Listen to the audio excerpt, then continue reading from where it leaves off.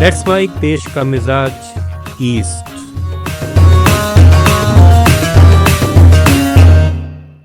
देश का मिजाज खबरें भारत के पूर्वी राज्यों से। पश्चिम बंगाल के मंत्री चंद्रनाथ सिन्हा ने प्राथमिक शिक्षक भर्ती घोटाले में कोलकाता में प्रवर्तन निदेशालय ईडी की एक विशेष अदालत के समक्ष आज आत्मसमर्पण कर दिया। ईडी ने पूछताछ के लिए उनकी हिरासत मांगी थी, लेकिन अदालत ने याचिका खारिज कर दी और 10,000 रुपए के निजी मुचलके पर उनकी सशर्त जमानत मंजूर कर ली। बिहार के उप मुख्यमंत्री विजय कुमार सिन्हा ने राष्ट्रीय जनता दल सुप्रीमो लालू प्रसाद यादव पर निशाना साधा और उन पर बिहार में अशांति फैलाने और सामाजिक सौहार्द बिगाड़ने का आरोप लगाया।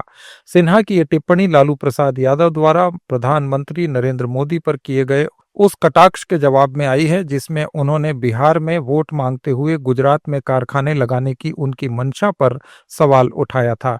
विजय कुमार सिन्हा ने पत्रकारों से कहा कि जिन लोगों ने बिहारियों को पलायन के लिए मजबूर किया और बिहार को बर्बाद किया, वे अब अपने अंतिम पड़ाव पर हैं।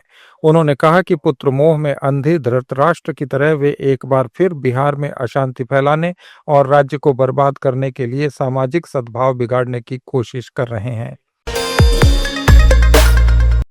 बिहार विधानसभा में नेता प्रतिपक्ष और राष्ट्रीय जनता दल के नेता तेजस्वी यादव ने प्रदेश में बढ़ती चुनावी गतिविधियों के बीच एनडीए सरकार पर पिछले 20 वर्षों में राज्य की 2 पीढ़ियों को बर्बाद करने का आरोप लगाया और 10 सवाल पूछे। तेजस्वी यादव ने कहा कि बिहार के मुख्यमंत्री के 20 वर्षों और प्रधानमंत्री नरेंद्र मोदी के साथ उनकी 11 वर्षों की डबल इंजन सरकार ने बिहार की 2 पीढ़ियों का जीवन बर्बाद किया है। बिहार के जमुई में ग्रामीणों ने पुलिस टीम को लाठी डंडों से पीटा। ये घटना बरहट थाना क्षेत्र के कद्दुआ तरी गांव की है। पुलिस इस इलाके में देसी शराब की एक फैक्ट्री पर छापा डालने पहुंची थी। इसी दौरान गांव के लोग आक्रोशित हो गए और पुलिस पर हमला बोल दिया। इस दौरान पुलिस के हथियार छीनने की कोशिश भी की गई। बिहार के गयाजी धाम में राजकीय पितृपक्ष मेले की शुरुआत हो गई। ये मेला 21 सितंबर तक चलेगा। पितरों की आत्मा की शांति और मोक्ष की कामना के साथ लाखों श्रद्धालु पिंडदान के लिए गयाजी पहुंच रहे हैं। झारखंड के गढ़वा नामधारी कॉलेज के पास उस समय दहशत फैल गई जब एक कुख्यात अपराधी रवि तिवारी ने व्यवसायी ओम प्रकाश गुप्ता के घर पर ताबड़तोड़ फायरिंग कर दी। बताया गया कि अपराधी ने करीब 5 राउंड गोलियां चलाईं और फिर मौके से फरार हो गया। इस घटना का पूरा दृश्य सीसीटीवी कैमरे में कैद हो गया है। यह हमला पहली बार नहीं हुआ है। इससे पहले भी अपराधी उनके घर पर हमला कर चुके हैं। ये तीसरी बार है जब उनके घर को निशाना बनाया गया। ओडिशा सरकार ने पिपली कोणार्क ग्रीनफील्ड कॉरिडोर परियोजना को मंजूरी दे दी है।